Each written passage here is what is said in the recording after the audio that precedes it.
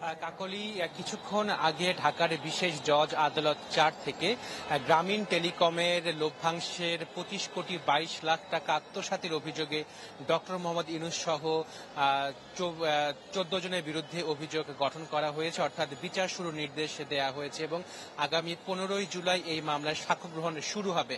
এবং আদালত থেকে এই আদেশ পাবার পরপরই ডক্টর মোহাম্মদ ইউনূস সাংবাদিকদের সাথে কথা বলেছেন। তিনি দাবি করেছেন যে তাকে হয়রানি করা হচ্ছে।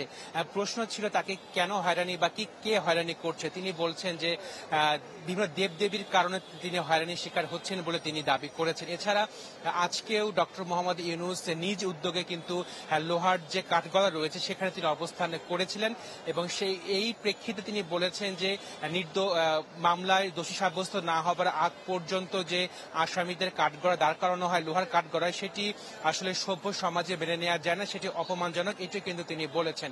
এছাড়া ডক্টর মোহাম্মদ ইউনূসের আইনজীবী এই অভিযোগ গঠনের বিষয়ে বলেছেন যে তারা উচ্চ আদালতে যাবেন এবং উচ্চ আদালতে গিয়ে আজকে যে আদেশটি হয়েছে সে আদেশটির বিরুদ্ধে তারা প্রতিকার চাইবেন। ডক্টর মোহাম্মদ ইউনূসের আইনজীবী বলছেন যে অভিযোগটি গঠন করা হয়েছে আজকে সেটি আইনসম্মতভাবে হয়নি। ডক্টর মোহাম্মদ ইউনূসের বিরুদ্ধে যেসব দণ্ডবিধি এবং মানি লন্ডারিং আইনে যেসব ধারায় অভিযোগ গঠন করা হয়েছে তার সাথে কোনটার সাথেই ডক্টর মোহাম্মদ ইউনূস সম্পৃক্ত নন। পক্ষান্তরে দুদকের আইনজীবী বলেছেন যে এই মামলায় তারা প্রাথমিকভাবে প্রমাণ করতে পেরেছেন যে ডক্টর মোহাম্মদ ইউনূস সহ অন্যান্য ১৪ জন তার পারস্পরিক যোগ সাজস্যে গ্রামীণ টেলিকমের ২৫ কোটি ২২ লাখ টাকা তারা আত্মসাৎ করেছেন। তো মূলত এই হচ্ছিল সর্বশেষ তথ্য। যখন সাক্ষ্য প্রমাণ উপস্থাপিত হবে তখন আরো ডিটেলস আপনাদের জানাতে পারবো। কাকলি, নগদে ৫০০ টাকা বা তার বেশি পেমেন্টে পেতে পারেন ঢাকায় জমিসহ ২০ কোটি টাকার পুরস্কার।